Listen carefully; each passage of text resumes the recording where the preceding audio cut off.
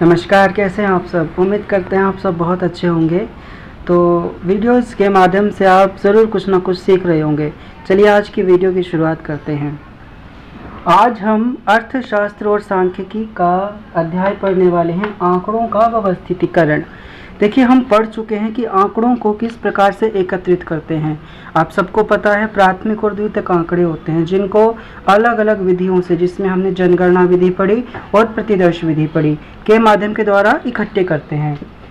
अब सवाल ये है कि आंकड़ों का व्यवस्थितीकरण क्या होता है या कैसे किया जाता है।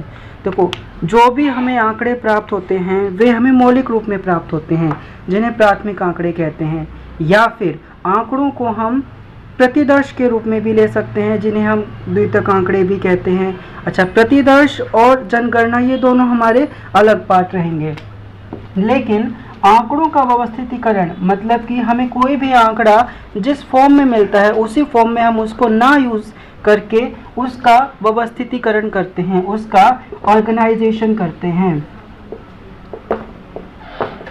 क्योंकि आंकड़े हमें सांख्यिकी ये बताते हैं कि समूहों के आधार पर आंकड़े प्राप्त होते हैं, और समूहों के ये आधार पर जब आंकड़े होते हैं तो उन्हें व्यवस्थित करना पड़ता है, उन्हें अलग अलग भागों में बांटना पड़ता है, जैसे हम कहते हैं वर्ग, क्लास। इसी का हम क्लासिफिकेशन करते हैं, क्लासिफिकेशन। जब इसको अलग अलग भागों में बांट देंगे तो हमारे पास प्राप्त होगा भौगोलिक आंकड़े, समयानुसार आंकड़े, गुणात्मक आंकड़े, मात्रात्मक और संख्यात्मक आंकड़े। अब देखते हैं भौगोलिक आंकड़े कौन से होते हैं। भौगोलिक आंकड़े भौगोलिक स्थिति, जियोग्राफिकल डाटा के ऊपर बेस्ड होते हैं।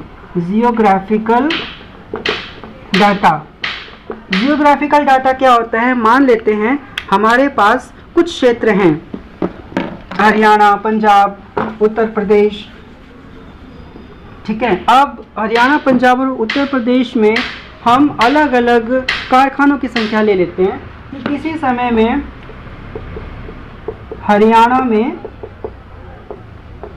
30, यहाँ लिखे थे फर्म, कारखानों की संख्या, ये हो गया हमारा स्थान। पंजाब में 20 और उत्तर प्रदेश में 25, ठीक है। ये कारखानों की संख्या है, फर्मों की संख्या है। ये हो गया हमारा भौगोलिक आंकड़ा। आंकड़ों का व्यवस्थितीकरण कर रहे हैं हम भौगोलिक स्थिति के आधार पर। ये हो गया इसका तालिका, ठीक है, ये इसकी तालिका हो गई। यदि भौगोलिक आंकड़ों को आप ग्राफ पेपर पर प्रदर्शित करना चाहें तो आप कैसे करेंगे। इसी को देखो ग्राफ पेपर पर हम बना लेंगे। नीचे ओ एक्स एक्सिस, ऊपर ओ वाई एक्सिस, ठीक है। यहाँ ले लेते हैं प्लेस, यहाँ ले लेते हैं नंबर ऑफ फर्म, ठीक है। अच्छा, सबसे कम है 20, सबसे अधिक है 30। नंबर वाइज ले लेंगे इसको मैंने ले लिया 10, 15, 20, 25, यहाँ 30 ले लेते हैं, राइट। अब देखिए यहाँ से आप लेंगे हरियाणा 30, ठीक है। तो बेसिकली हम यहाँ हरियाणा लिख लेते हैं। हरियाणा कितने पर दे रखा है, 30 पर, तो ये 30 है हमारा यहाँ पर, ठीक है। पहला हमारा बिंदु ये हो जाएगा। पंजाब है हमारा 20 पर, मानते हैं यहाँ पर बराबर का गैप लेना हमको ओ एक्स एक्सिस के ऊपर। पंजाब है अपना 20 पर, यानी कि यहाँ पर, ठीक है। ये बिंदु यहाँ आ गया, ये हो गया अपना पंजाब। अगला है उत्तर प्रदेश, ये है 25 पर, so that here we have 25। इसको हम ले लेते हैं उत्तर प्रदेश। इस प्रकार से आप इसको प्रदर्शित कर सकते हैं। जब कभी भी आप ग्राफ बनाएंगे तो उसको कवर करेंगे बॉक्स के अंदर, जिसके आपको एक्स्ट्रा वेटेज मिलेंगे। यहाँ आप लिख देंगे विभिन्न स्थानों के आधार पर जो भी हमने आंकड़ा लिया है, ये फर्मों की संख्या किसी वर्ष में हो सकती है, 2021-22, कुछ भी इसका ग्राफिकल लोकेशन हो सकती है। ये रहा हमारा भौगोलिक स्थिति के आधार पर आंकड़ों का व्यवस्थितीकरण। अगला पढ़ते हैं समय अनुसार वर्गीकरण। और देखो समय अनुसार वर्गीकरण क्या हो सकता है, हमें किसी डेट पर, तारीख पर इसका वर्गीकरण करना होता है समय के आधार पर। मान लेते हैं, ये एक सिर्फ अजम्पशन, एक एग्जाम्पल है।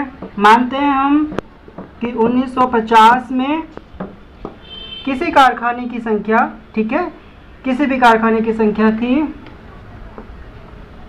2 लाख, ठीक है। 1960 में ये हो जाती है 250, 1970 में ये हो जाती है 3 लाख, ठीक है। तो हम देख रहे हैं समय के आधार पर हमने वर्गीकरण कर लिया इसका, ठीक है। इससे हमें कोई ना कोई उचित निष्कर्ष प्राप्त हो जाएगा। अगला है गुणात्मक। अच्छा, गुणात्मक क्या होता है, जिसके अंदर आप गुणों से संबंधित आंकड़े इकट्ठे करते हैं। गुणों से संबंधित आंकड़े क्या हो सकते हैं, जैसे किसी व्यक्ति की ईमानदारी आदि। ये क्या हो सकते हैं, ये अपने हो सकते हैं विभिन्न प्रकार के, जैसे हम इसको साधारण भी कहते हैं और बहुगुणी भी कहते हैं, ठीक है। वैसे तो देखिए, जो गुणात्मक आंकड़े होते हैं उनको मापा नहीं जा सकता, जैसे किसी व्यक्ति की ईमानदारी, किसी की सुंदरता, तो इन आंकड़ों को हम माप नहीं सकते, है ना। 2, 3, 4, 5 या परसेंटेज वाइज इनको नहीं किया जा सकता। लेकिन फिर भी हम मानते हैं किसी फर्म के अंदर, किसी मिल के अंदर श्रमिक हैं, तो उनको 2 भागों में बांट सकते हैं बेसिकली।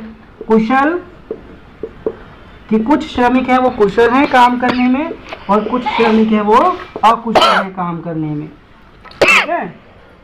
अब जो श्रमिक कुशल हैं काम करने में, उसमें हो सकता है वे शिक्षित हों और अशिक्षित हों, ठीक है। जो व्यक्ति कुशल हैं किसी फर्म के अंदर, शिक्षित भी हो सकते हैं, अशिक्षित भी हो सकते हैं। ठीक ऐसे अकुशल श्रमिक भी शिक्षित भी हो सकते हैं, अशिक्षित भी हो सकते हैं, है ना। इसके साथ साथ कुशल श्रमिक शिक्षित में ग्रामीण क्षेत्र से भी हो सकते हैं और शहरी क्षेत्र से भी हो सकते हैं। अशिक्षित में भी ग्रामीण क्षेत्र से भी हो सकते हैं, शहरी क्षेत्र से भी हो सकते हैं। इसमें भी शिक्षित में ग्रामीण से भी और शहरी से भी, यानी कि इसके भी 2 भाग हो गए और इसके भी 2 भाग हो गए, ग्रामीण से भी और शहरी से भी। तो ये रहा हमारा गुणात्मक आंकड़ा, जिसमें साधारण भी हो सकता है कि साधारण में क्या आ जाएगा, कुशल और अकुशल। बहुगुणी, जिसमें बहुगुण हो जाते हैं, जैसे कि कोई व्यक्ति कुशल है तो हो सकता है वह शिक्षित हो, है ना, और अशिक्षित हो। शिक्षित हो सकता है ग्रामीण क्षेत्र से हो सकता है शहरी क्षेत्र से हो। ठीक वैसे अकुशल श्रमिक हो सकता है शिक्षित हो, है ना, और अशिक्षित हो या फिर ग्रामीण हो, शहरी हो, या फिर अशिक्षित और अकुशल श्रमिक ग्रामीण भी हो सकता है, शहरी भी हो सकता है। तो ये रहा हमारा गुणात्मक पहलू, राइट। इसके बाद देखते हैं मात्रात्मक या संख्यात्मक क्या होते हैं। मात्रात्मक या संख्यात्मक, अब देखो मात्रात्मक और संख्यात्मक क्या है, जिसमें किसी मात्रा के आधार पर किसी भी फर्म को हम दर्शा सकते हैं, किसी भी नंबर को दर्शा सकते हैं, वही हमारी मात्रात्मक या संख्यात्मक हो सकते हैं। जैसे कोई फर्म लगातार संख्या के रूप में, मात्रा के रूप में जो है बदलाव कर रही है, परिवर्तन कर रही है, कि एक फर्म है जिसने पंजाब के अंदर अपनी एक शाखा खोली और पंजाब में उसका पहले लाभ था, ये हो गया स्थान, ये हो गया लाभ। पहले पंजाब में उसका जो लाभ था वो था 20%। फिर उसने हरियाणा में खोल ली अपनी शाखा, हरियाणा में हो गया उसका 25%। फिर उसने उत्तर प्रदेश में खोल लिया, वहाँ हो गया इसका 25%। फिर इसने हिमाचल में खोल लिया कोई भी फर्म, अपनी फर्म की शाखा, वहाँ पर हो गया इसका 27%। ठीक है, ये सिर्फ एक अनुमानित आंकड़ा है। तो ये मात्रात्मक रूप से आप इसको डिफाइन कर सकते हैं। तो आज की वीडियो में इतना ही हमने पढ़ा आंकड़ों का व्यवस्थितीकरण, क्लासिफिकेशन ऑफ डाटा, ठीक है, जिसमें हमने वर्गीकरण के आधार पर इसको भागों में बांट दिया, भौगोलिक, समयानुसार, गुणात्मक और मात्रात्मक। उम्मीद करते हैं आपको वीडियो अच्छी लगी होगी और समझ में आया होगा। अगर चैनल पर नए आए हैं तो जल्दी से कीजिए चैनल को सब्सक्राइब। वीडियो अच्छी लगे तो वीडियो को लाइक, शेयर और कमेंट। मिलते हैं अगली वीडियो में। Take care.